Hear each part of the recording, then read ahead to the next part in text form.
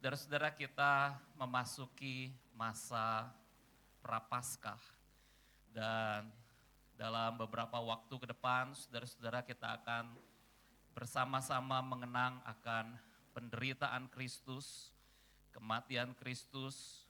Saudara-saudara, biar hati kita kembali dikobarkan akan hati yang mengasihi Tuhan. Biar hati kita kembali dikobarkan, saudara-saudara, biar kita punya hati yang juga mengasihi orang-orang di sekeliling kita. Dan pada pagi hari ini saudara-saudara kita akan sama-sama merenungkan satu tema, yaitu cinta itu berani menderita. Saudara-saudara, kita membuka Alkitab kita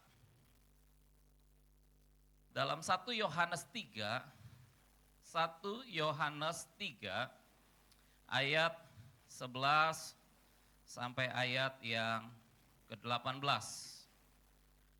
1 Yohanes pasal 3 ayat 11 sampai ayat yang ke-18. Kalau saudara-saudara sudah menemukannya, kita akan membaca bergantian. Saya membaca ayat 11 dan saudara-saudara 12 dan seterusnya kita membaca bergantian sampai ayat yang ke-18. Dimulai dari saya, judul perikopnya, kasih terhadap saudara sebagai tanda hidup baru. Ayat 11 dikatakan, sebab inilah berita yang telah kamu dengar sejak semula, yaitu bahwa kita harus saling mengasihi.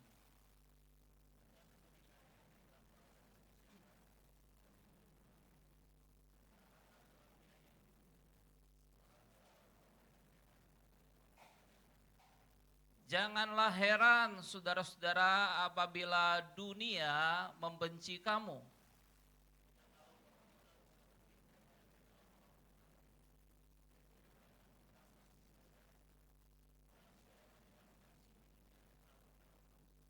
Setiap orang yang membenci saudaranya adalah pembunuh manusia.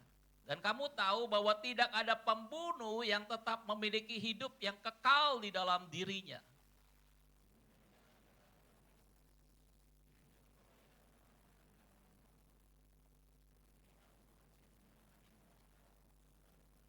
Siapa yang mempunyai harta duniawi dan melihat saudaranya menderita kekurangan tetapi menutup pintu hatinya terhadap saudaranya itu, bagaimana kasih Allah dapat tinggal di dalam dirinya?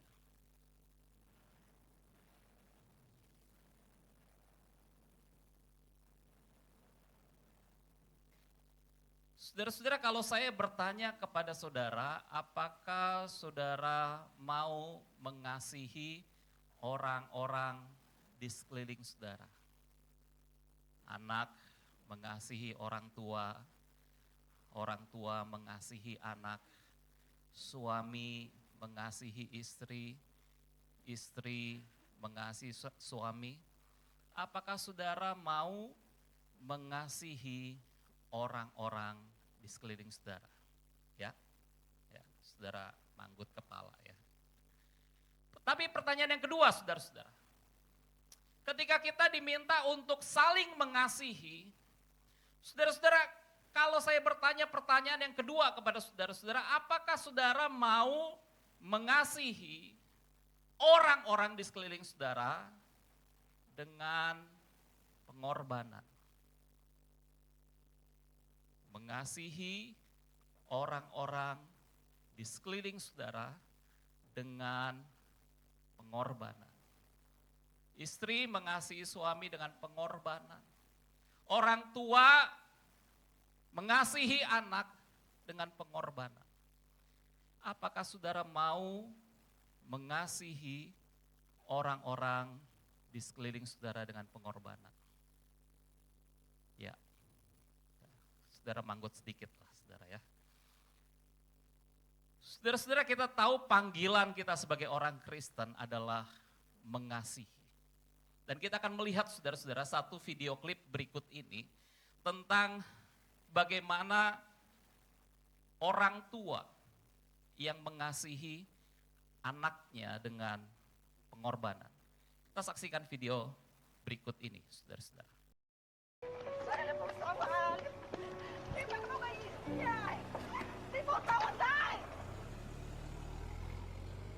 How easy it is for us to forget what it was like when we were once family.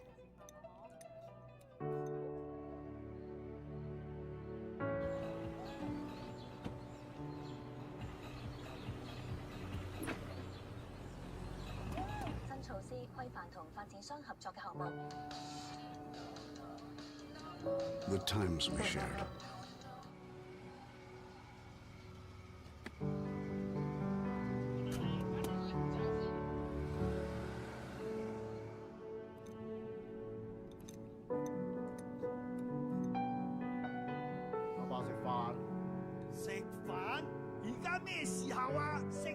How easy it is for us to forget how to love.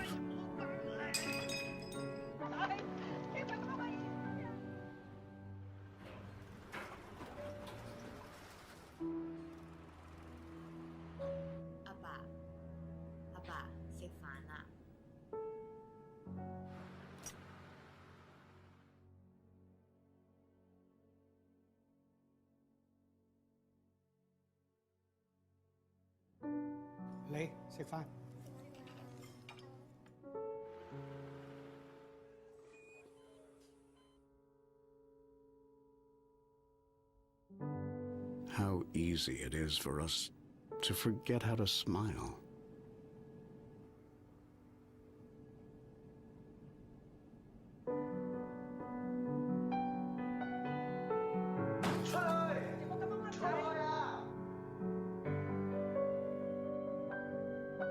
It's easy to forget. Papa, ini sebenarnya apa?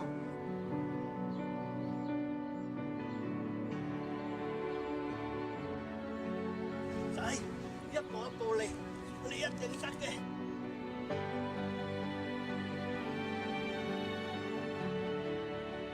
But it's even harder not to love.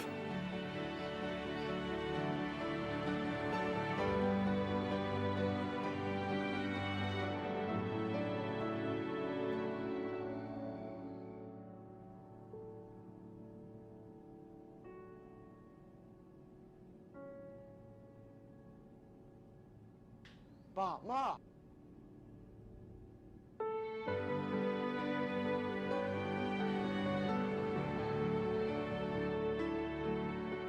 Apa? Mama, 食飯。仔食飯。 Saudara-saudara, kita harus akui dengan jujur, kadang-kadang ketika kita coba menjalani panggilan kita sebagai orang Kristen, bagaimana kita belajar untuk mengasihi, ada hal-hal yang tidak mudah dalam kita menjalaninya. Ketika kita dipanggil saudara-saudara oleh Tuhan untuk kita belajar mengasihi orang-orang di sekeliling kita, ada hal-hal yang sulit kadang-kadang kita ketemui. Ada yang namanya luka hati, ada yang namanya kebencian, ada yang namanya kemarahan di dalam hati kita. Dan bagaimana saudara-saudara kita menjalani panggilan kita untuk saling mengasihi. Saudara-saudara, dalam 1 Yohanes 3 ayat 11 sampai ayat yang ke-18, bagian firman Tuhan yang kita baca. Saudara-saudara, Rasul Yohanes memperbandingkan kepada kita orang yang mengasihi dengan orang yang hidup di dalam kebencian. Saudara-saudara, Rasul Yohanes mengatakan ada perbedaan antara orang yang hidup di dalam kasih dengan orang yang hidup di dalam kebencian. Saudara-saudara, Rasul Yohanes mengatakan orang yang hidup dalam kebencian adalah seorang yang hidup seperti Kain yang berasal dari si jahat. Orang yang hidup dalam kebencian adalah seorang yang tetap di dalam maut. Seorang yang hidup di dalam kebencian adalah seorang pembunuh manusia. Itu sebabnya saudara-saudara, Rasul Yohanes mengatakan panggilan kita bukanlah hidup dalam kebencian. Tapi panggilan kita adalah kita hidup di dalam kasih. Saudara-saudara, Rasul Yohanes lebih lanjut mengatakan, kita orang-orang yang sudah berpindah dari maut kepada hidup. Saudara-saudara, Rasul Yohanes mengatakan kita orang yang sudah berpindah dari maut, dari keadaan binasa kepada keadaan yang hidup, keadaan hidup yang kekal. Pada waktu kita percaya kepada Tuhan Yesus Kristus sebagai Tuhan dan Juru Selamat, maka saudara-saudara, keadaan kita adalah keadaan yang seharusnya sudah berubah. Kita bukan lagi hidup dalam keadaan yang berdosa. Kita bukan lagi hidup menuju kepada maut, kepada kebinasaan. Kita adalah orang-orang yang seharusnya hidup menuju kepada hidup yang kekal. Menuju kepada satu hidup di dalam ketaatan kepada Tuhan. Saudara-saudara, Alkitab mengatakan kita sudah berpindah dari maut kepada hidup. Kita sudah berpindah dari keadaan yang berdosa kepada keadaan yang diselamatkan. Dan tanda yang seharusnya nyata dalam kehidupan kita, ketika kita sudah berpindah, Alkitab katakan, kita hidup dalam kasih. Kita hidup saling mengasihi. Dan kalau saya ingin bertanya kepada saudara-saudara, apakah saudara hidup saling mengasihi? Apakah dalam hubungan saudara dengan orang-orang di sekeliling saudara tidak ada kebencian? Apakah dalam hubungan saudara sebagai suami istri saling mengasihi, tidak ada kebencian? Apakah dalam hubungan saudara dengan sebagai orang tua dan anak saudara tidak ada kebencian? Saudara saling mengasihi. Saudara-saudara, seharusnya yang terjadi dalam kehidupan kekristenan kita adalah kita hidup saling mengasihi, bukan hidup dalam kebencian. Dan menarik saudara-saudara, kata kasih yang digunakan dalam 1 Yohanes pasal yang ketiga adalah kata agape. Saudara-saudara, pada waktu kita melihat di dalam kamus Alkitab, kata agape, saudara-saudara, ini menunjukkan adalah kasih yang tanpa pamrih. Kasih yang walaupun orang melukai saya tetap mengasihi orang tersebut. Meskipun orang berbuat jahat kepada saya tetap mengampuni orang tersebut, dan saya tetap mengasihi orang tersebut. Saudara-saudara, kasih yang tanpa pamrih yang seharusnya ini yang kita miliki di dalam kehidupan kekristenan kita. Kasih agape. Maka kasih agape juga seringkali digambarkan sebagai kasih yang berkorban kepada orang lain. Saudara-saudara, pada waktu kita disakiti dan kita mengampuni dan kita mengasihi orang lain, itu adalah sebuah pengorbanan. Pengorbanan di dalam perasaan, pengorbanan di dalam hati, pengorbanan di dalam kehidupan kita, mengasihi, mengampuni. Saudara-saudara, ini yang seharusnya terjadi di dalam kehidupan kekristenan kita. Kita hidup dalam kasih yang tanpa pamrih, kasih yang tulus mengasihi orang lain, tanpa mengharapkan imbalan, tanpa mengharapkan apapun di dalam kehidupan kita. Saudara-saudara, kalau saat ini kita bertanya, lalu bagaimana saya bisa memiliki kasih agape di dalam kehidupan saya? Lalu bagaimana saya bisa mempraktekkan kasih agape ini di dalam kehidupan saya? Maka saudara-saudara, hal yang pertama kita mempelajarinya pada pagi hari ini. Kita perlu melihat teladan Allah dalam mengasihi kita. Melihat teladan Allah, bagaimana Allah itu mengasihi kita. Saudara-saudara, dalam Yohanes 3 ayat 16 dikatakan, karena begitu Allah mengasihi kita, Sehingga ia telah mengaruniakan anaknya yang tunggal. Supaya setiap orang yang percaya kepadanya tidak binasa, melainkan beroleh hidup yang kekal. Karena Allah dikatakan begitu mengasihi dunia ini. Saudara-saudara, dunia seperti apa yang dikasihi oleh Allah?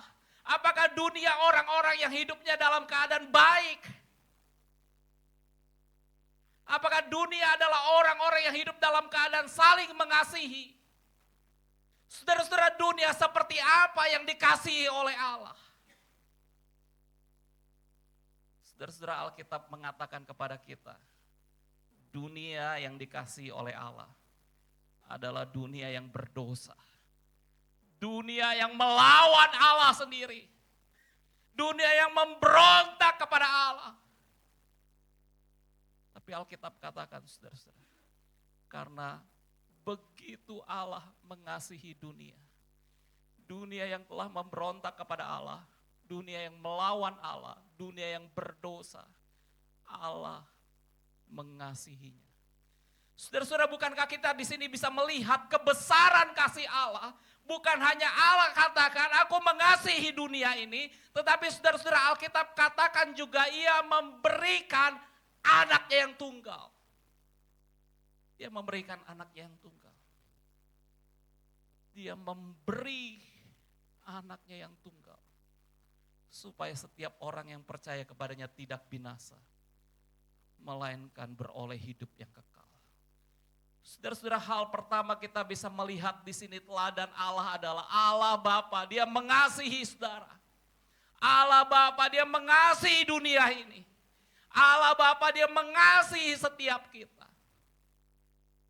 Tapi teladan yang kedua kita bisa melihat di dalam Alkitab, saudara-saudara. Bukan hanya Allah Bapa mengasihi kita, tetapi Tuhan Yesus Kristus, Sang Anak, dia juga mengasihi setiap kita. Sang Anak Tuhan Yesus Kristus, dia mengasihi setiap kita. Dalam 1 Yohanes 3 ayat 16 bagian firman Tuhan yang telah kita baca, saudara-saudara, dikatakan, dengan inilah kita mengenal kasih Kristus, yaitu bahwa Kristus telah menyerahkan nyawanya untuk kita. Kristus telah menyerahkan nyawanya untuk kita. Saudara-saudara, perhatikan, pada waktu Yesus dia menyerahkan nyawanya untuk kita. Kita mengenal di dalam Alkitab ada dua peristiwa yang begitu penting. Yang pertama, saudara-saudara, kita melihat peristiwa di mana Yesus itu dicambuk. Berapa kali saudara-saudara Yesus dicambuk? Berapa kali saudara-saudara? Iya, saudara banyak nonton sinetron kayaknya. 40 kali menurut tradisi orang Yahudi. Dan biasanya 39 kali. Kurang 1 kali. Supaya orang yang menghukum itu tidak kena hukuman ketika dia memukul lebih daripada 40 kali. Saudara-saudara, Yesus dicambuk 39 kali. Menurut tradisi. Dan apa alat yang digunakan untuk mencambuk Yesus? Sebuah cambuk yang terdiri dari sebuah kayu. Dan kemudian disambung dengan sebuah tali. Dan di ujung tali itu, saudara-saudara, adalah besi yang bergerigi. Atau seringkali dikatakan sebagai tulang domba yang begitu tajam, saudara-saudara. Dan ketika cambukan itu, saudara-saudara, dikenakan kepada seseorang, buk! Saudara-saudara, apa yang terjadi? Bukan hanya kulit yang robek, tetapi saudara-saudara, daging itu ketarik. Bahkan dikatakan sampai pembuluh darah itu bisa pecah karena cambukan tersebut. Itu 1 kali, saudara-saudara. Tapi berapa kali Yesus dicambuk? 39 kali. 39 kali Yesus dicambuk dengan cambuk dari besi yang bergerigi, dari tulang domba yang tajam. Saudara-saudara, itu mengena kepada punggung Yesus. Ketika cambuk itu mengena kepada punggung Yesus, daging itu robek, kulit itu terbuka, pembuluh darah itu pecah. Seorang penafsir Alkitab mengatakan, yang bernama Leon Morris, punggung Yesus, saudara-saudara, digambarkan seperti daging yang menjadi bubur. Saudara-saudara, punggung Yesus hancur ketika dia disesa, ketika dia dicambuk pada waktu itu. Punggungnya hancur, saudara-saudara, di dalam peristiwa pencambukan. Saudara-saudara, bukankah ini menunjukkan kasih Yesus yang besar dalam kehidupan setiap kita? Dan bukan hanya Yesus dicambuk, saudara-saudara. Peristiwa kedua kita mengenal ketika Kristus menyerahkan nyawanya bagi kita. Dia disalibkan. Peristiwa Yesus disalibkan, saudara-saudara, adalah peristiwa yang menyakitkan secara manusia. Peristiwa yang digambarkan sebagai peristiwa yang paling brutal dalam sejarah manusia ketika seseorang disalibkan. Saudara-saudara, kedua tangan itu direntangkan. Bukan di telapak tangan, saudara-saudara, Yesus disalibkan. Tapi di dalam pergelangan tangan. Paku itu mulai ditancapkan di tangan yang kanan. Paku ditancapkan ke tangan yang kiri. Dan waktu saya mempelajari, saya melihat kedua tumit kaki, saudara-saudara, disejajarkan dan kemudian paku itu ditancapkan di tumit itu. Saudara-saudara, ini peristiwa yang paling brutal dalam sejarah manusia. Ketika seseorang disalibkan. Dan seorang teolog yang bernama Wayne Grudem mengatakan, ketika lengan itu terentang, saudara-saudara, hal yang paling menyakitkan bagi Yesus ketika di atas kayu salib adalah ketika dia harus bernafas. Saudara-saudara, kedua tangan itu direntangkan dan kemudian ketika Yesus harus menarik nafas, maka punggung yang sudah menjadi bubur, saudara-saudara, tergesek dengan batang kayu. Waktu dia narik nafas, dia harus mengangkat tubuhnya dan kemudian belakang punggungnya itu tergesek dengan kayu, saudara-saudara. Betapa itu menyakitkan. Dan kaki tumit yang dipaku itu harus menahan berat bobot tubuh Yesus yang disalibkan. Dan itu menambah kesakitan, penderitaan yang Yesus harus alami ketika dia ada di atas kayu salib. Saudara-saudara, ketika kita mengenang akan kasih Kristus kepada kita, maka saudara-saudara, pertanyaannya adalah apakah saudara percaya kepada kasih Kristus di dalam kehidupan saudara? Ketika kita melihat saudara-saudara akan kasih Kristus, maka saudara-saudara, pertanyaannya adalah apakah saudara mengalami kasih Kristus di dalam kehidupan saudara? Bagi setiap kita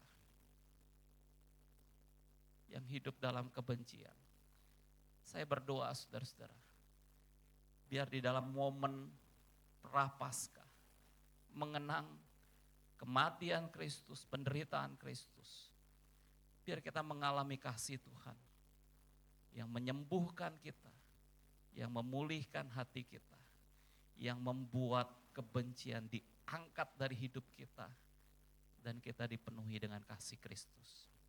Amin, saudara-saudara. Saudara, hal yang berikutnya kita akan renungkan. setelah kita memahami akan kasih Kristus di dalam kehidupan kita, maka pertanyaan selanjutnya, bagaimana saudara dan saya meresponi kasih Allah dalam kehidupan kita? Saudara-saudara, bagaimana respon saudara? Bagaimana respon saya terhadap kasih Kristus yang sudah Kristus nyatakan bagi kita, kasih Bapa yang Bapa sudah nyatakan bagi kita?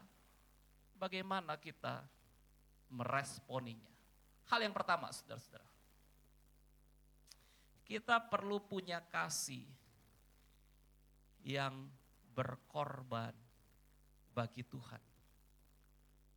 Perintah yang utama adalah kasihilah Tuhan Allahmu dengan segenap hatimu, dengan segenap jiwamu. Dan perintah yang sama dengan itu adalah kasihilah sesamamu manusia seperti dirimu sendiri. Saudara-saudara, kita perlu punya kasih yang berkorban bagi Tuhan. Hari ini saudara-saudara, gereja sudah tertidur. Sudah tidak punya lagi kasih yang berkorban bagi Tuhan. Gereja hanya ingin kasih yang nyaman bagi dirinya, bukan kasih yang berkorban.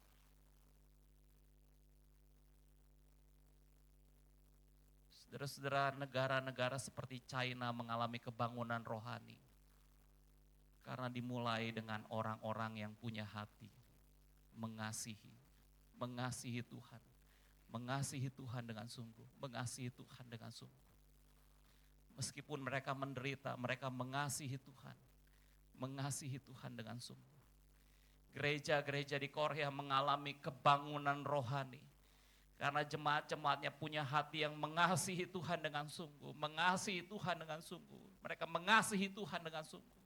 Jam 4 subuh mereka rela datang ke dalam gereja, berdoa mendengar firman Tuhan.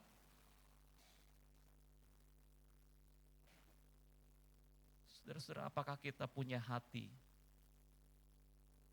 yang mau berkorban bagi Tuhan? Karena Kristus sudah mengasihi kita.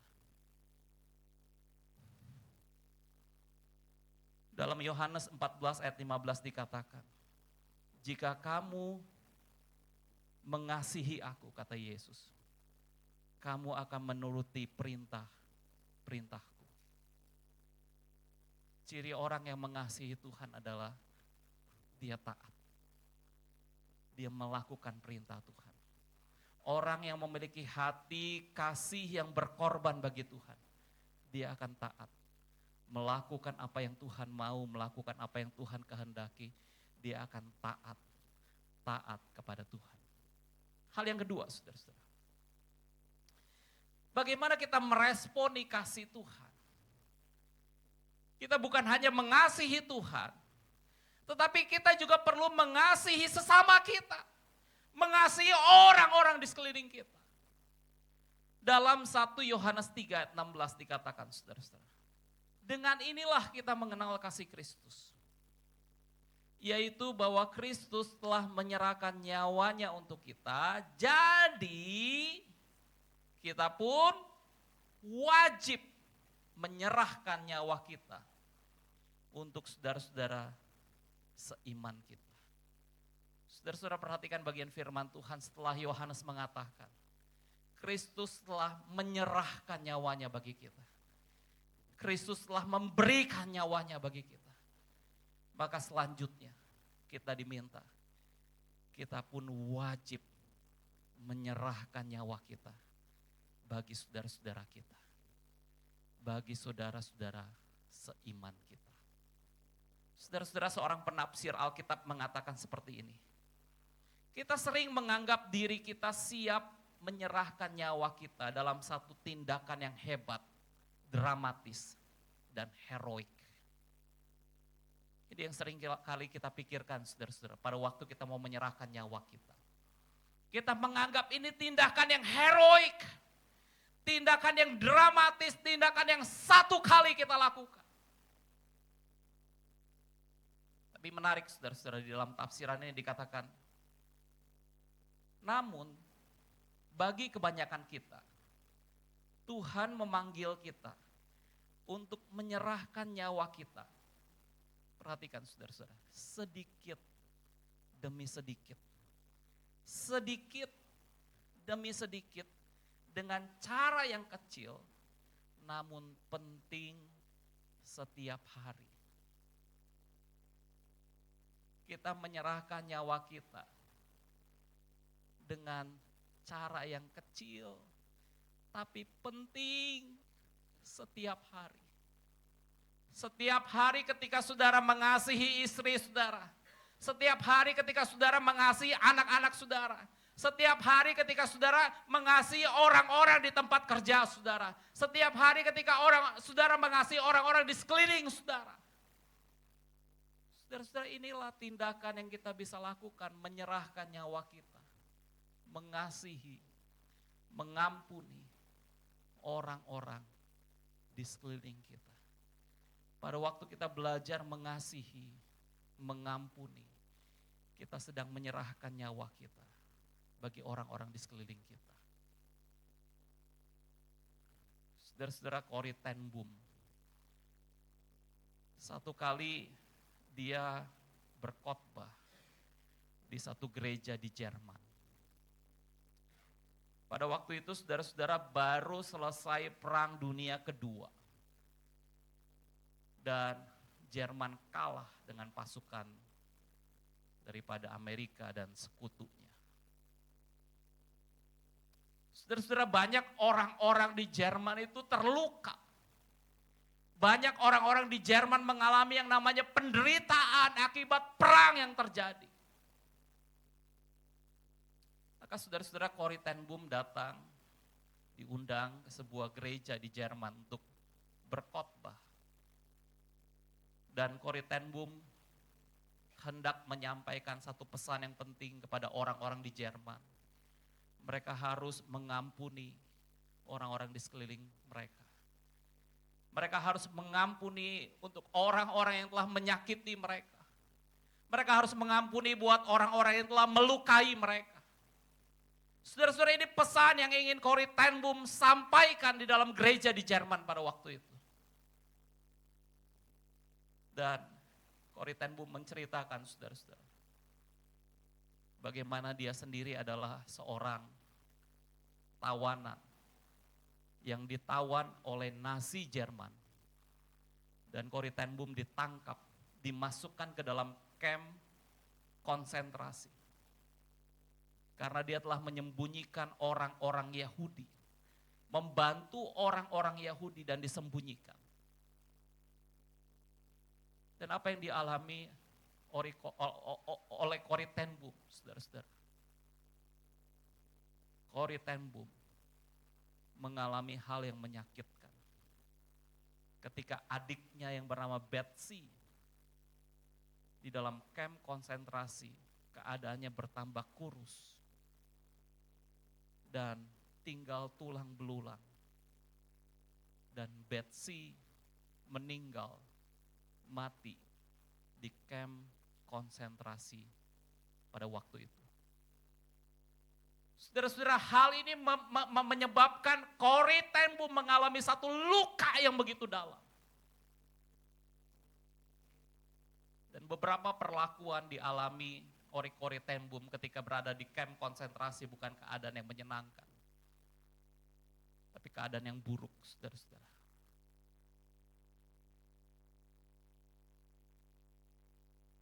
Ketika Corrie ten Boom menyampaikan kisah hidupnya.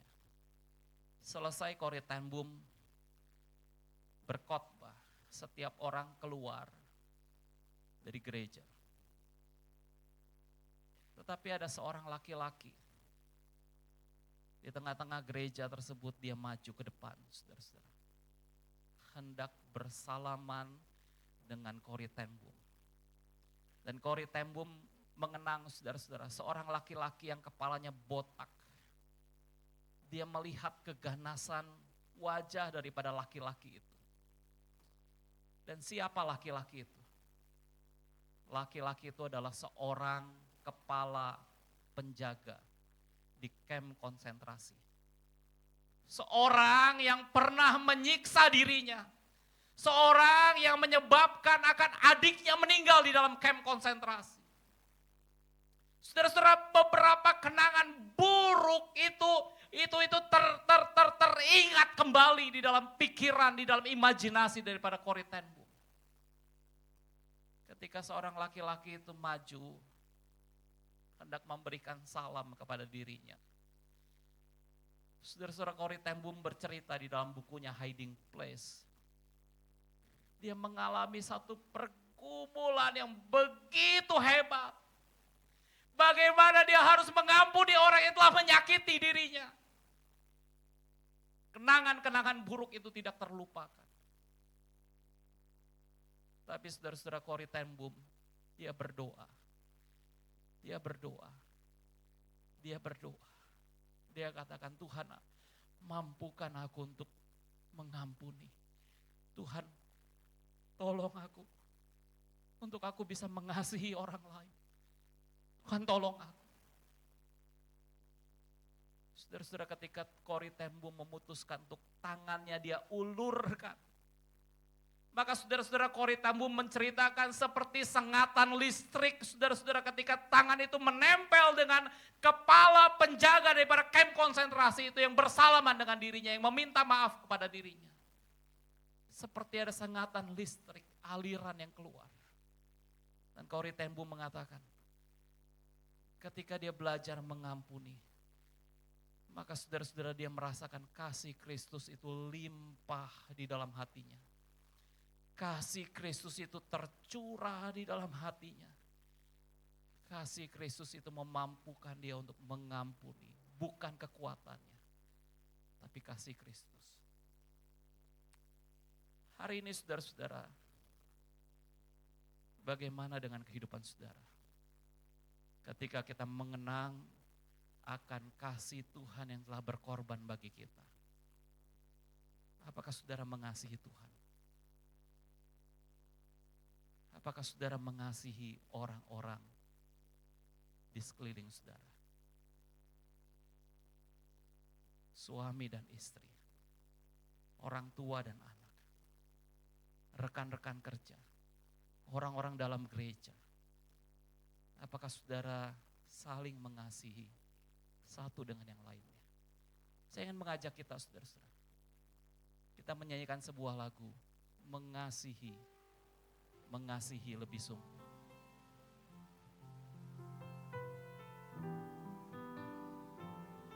Kita bangkit berdiri saudara-saudara, nyanyikan lagu ini.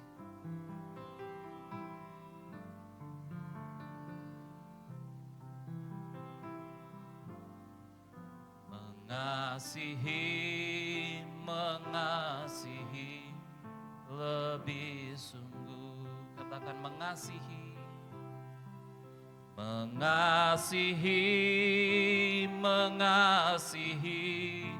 lebih sungguh. Tuhan lebih dulu mengasihi kepadaku, mengasihi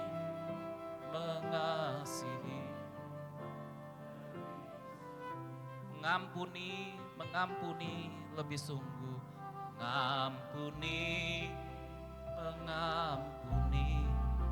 lebih sungguh. Katakan mengampuni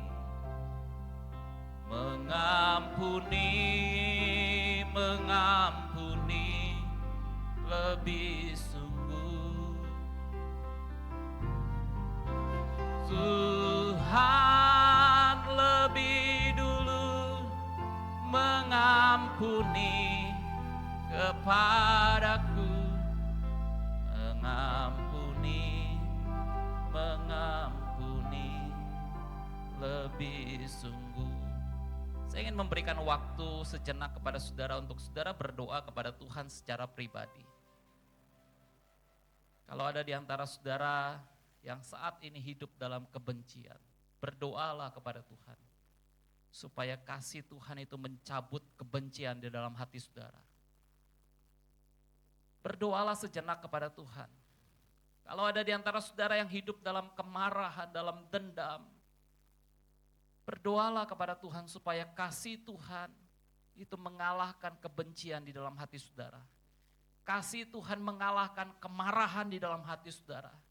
Kasih Tuhan mengalahkan kepahitan di dalam hati saudara. Berdoalah sejenak di hadapan Tuhan.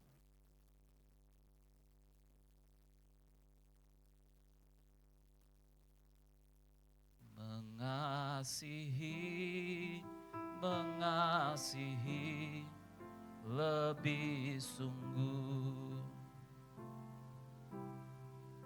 Mengasihi, mengasihi lebih sungguh. Tuhan lebih dulu mengasihi kepadaku, mengasihi, mengasihi lebih sungguh. Bapa, hamba-Mu berdoa buat jemaat-jemaat-Mu di tempat ini. Biar kasih-Mu Tuhan Yesus Kau curahkan di dalam hati setiap kami. Penuhi hati setiap kami dengan kasih-Mu Tuhan Yesus. Biar segala amarah, kebencian, pertengkaran dicabut, dienyahkan dari hati kami, diganti dengan kasih Kristus. Kasih Kristus memenuhi hati setiap kami, melimpah, melimpah, melimpah ya Tuhan. Kami berdoa bersyukur untuk firman-Mu. Di dalam nama Tuhan Yesus Kristus kami berdoa. Amin. Silakan duduk Bapak Ibu saudara-saudara sekalian.